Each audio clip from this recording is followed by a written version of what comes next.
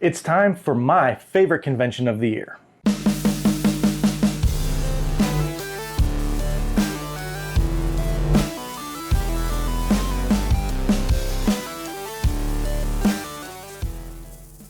What's up, Brew Crew? Welcome back to Beer City Board Games. I'm Clay, and in just a few days, I'm going to be heading to my favorite convention, my hometown con, GrandCon. GrandCon is held every Labor Day weekend in Grand Rapids, Michigan, and this year they're celebrating their 10th anniversary. It's a regional convention and not nearly as talked about as the other conventions that I usually attend, like Origins and Gen Con, but this one is my favorite because this smaller show is the one I go to when I want a game. On top of that, Grand Rapids is a really cool city with lots of things to see and do. Now, if you'd like more information specifically on GrandCon, I did an interview last year with the owner and founder of the convention, Brian Lenz. I'll link that video in the description below. But today, I wanted to talk about why I love this convention so much, and also give some suggestions of things to do or places to eat that are near the convention center, so that if this is your first time coming to Grand Rapids or GrandCon, you'll have plenty of good ideas of what your options are. So, one of the first things that I love about GrandCon is its size. It's a regional con, so it's fairly small, but still sees a few thousand attendees each year. And it's been growing too. Since coming back from COVID, they've been in the Steelcase Ballroom at the DeVos Place Convention Center, and this year they are still at the DeVos Place Convention Center, but they've moved into one of the larger convention spaces to accommodate the number of attendees and vendors that they're going to be expecting this year. But this smaller crowd size means that you're far more likely to get a chance to see and interact with some of the designers, publishers, and other guests than you would at a big show like Gen Con. Speaking of guests, they have some great ones this year. Our Family Plays Games will be returning this year. I met them in person at GrandCon for the first time last year, and I absolutely love these folks, and I can't wait to see them again. There's also some fantastic designer guests this year, like John D. Clare, John Gilmore Long, Eric Lang, Emerson Matsucci, Andrew Parks, Danielle Reynolds, and Jason Slingerland. The DeVos Place Convention Center is in the heart of downtown Grand Rapids, right on the banks of the Grand River. It's a really beautiful area with some scenic walking paths and plenty to see and do nearby. Now, I know that for a lot of folks, a game convention is all about gaming nonstop for the entire trip. And like I said, I definitely do a lot more gaming at GrandCon than I do at any other convention. But one of my favorite things about attending any convention is getting out and exploring the city a little bit. So I have a list of some places that I think might be worth checking out while you're in town. And I've kept this list to places that are either easily walkable from the convention center, or that would be a very short Uber ride away, depending on how much you want to pay or how much walking you're willing to do. So with this being Beer City Board Games, I feel like it's appropriate to start off by talking about some of my favorite breweries and bars in the area. And I suppose we'll start out by talking about our local gaming lounge, House Rules. This is a gaming bar where you can get drinks and buy and play board games.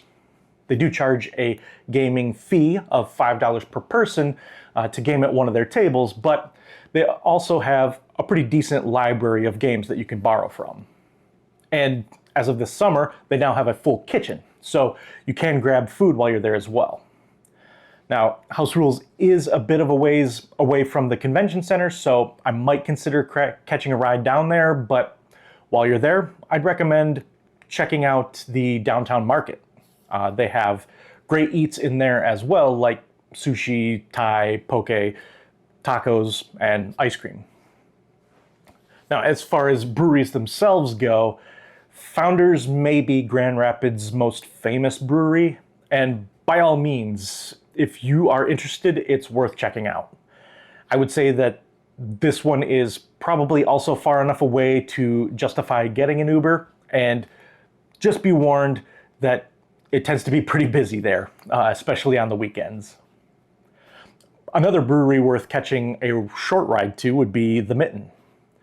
This place brews up some great beers and is a really cool place to hang out and grab a slice of their really amazing pizza. It's an especially cool brewery for baseball fans, and if I'm not mistaken, they just opened up a really nice outdoor seating area as well, while the building itself is in an old firehouse. Now, while you're down at the Mitten, I'd recommend walking west on Leonard Street and stopping into Long Road Distillery and the People's Cider as well. Now, if you walk out of the convention center and start walking north on Monroe Avenue, you'll come to a couple of really nice spots as well. First, and probably farthest away, would be City Built Brewing. This is about a 15-minute walk from the convention center, less than a mile away. But they have some great beer and some really great tacos. In that same area, you'll find the Garage Bar, which has some excellent chicken tenders. Slightly closer than City Built is the Speakeasy Lounge. This is a really nice bar as well, with really good food, but my favorite thing about this is that even on busy nights, it never seems to get too loud in there, unless they happen to have live music that night. So it's a great downtown bar if you don't want to be bombarded with noise all night. At least that's been my experience in all of the times that I've gone. If instead of going north when you exit the convention center, you go west on Michigan Street, you'll first come to Atwater Brewery. Now, Atwater is technically a Detroit-based brewery, but we'll still show them some love. They do have some pretty solid beers there, although I've never tried the food. If you keep going west on Michigan, though, and take the bridge across the Grand River, in about 10 minutes, you'll come to the Knickerbocker, which is New Holland's Grand Rapids Brew Pub. Now, again, New Holland started in Holland and not in Grand Rapids itself, but that's all right. There are plenty of great breweries all over the state, so it's fine.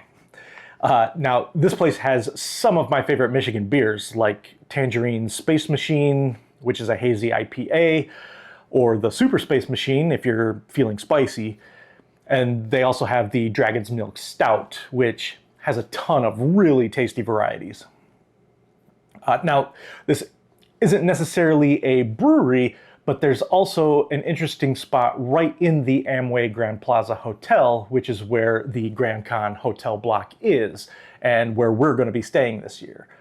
Now, somewhere in the hotel, there's a door with a keypad, and if you enter the code, it'll open the doors to I Don't Care, a hidden speakeasy-style bar that overlooks Monroe Avenue.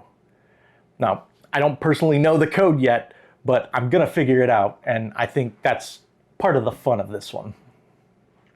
And for those of you who are not drinkers, we've got you covered there too. My first recommendation would be to head across the street from the convention center and check out Rome by Sanchez. This is a small restaurant, but has some fantastic food, especially if you want to try different types of cuisine, but you don't quite know what you're in the mood for.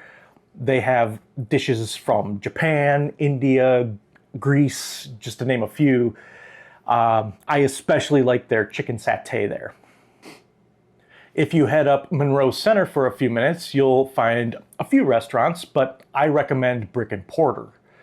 They have some really good burgers, and on your way there or on your way back, you can stop into Vault of Midnight to check out their games and comics.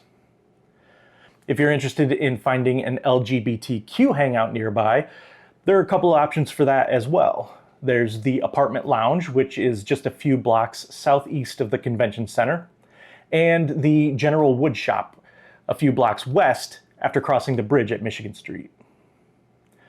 Now, if you want to take a break from gaming and find something else in the area to do, I've got a few recommendations for that as well. Just a block away and right in between the convention center and the Amway Grand is Woodrow's Duckpin Bowling. There are also a number of museums within walking distance, like the Grand Rapids Public Museum, the Grand Rapids Art Museum, and the Grand Rapids African American Museum and Archives. If you're bringing the little ones with you, then I'd also recommend a short trip up to the Grand Rapids Children's Museum where they can burn off a little energy and explore. There are also a lot of great music venues in the area. The Pyramid Scheme is just a short ride away and also has a pinball arcade. You can also check out 20 Monroe or the Intersection for upcoming shows. Sometimes you may find some free live concerts going on at Rosa Parks Circle, which is just a couple blocks from the convention center. Or if you'd rather put on your own show, you can grab a karaoke room at K-Rock and get some Korean barbecue while you're at it.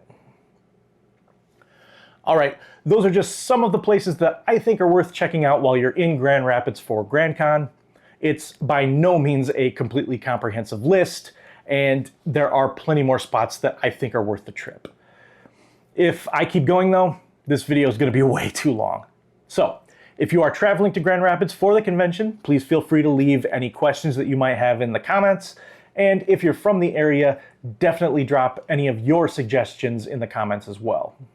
I'm incredibly excited for the show this year, even though it typically signals the end of my convention season. But as always, if you see me wandering around, be sure to stop me and say hi.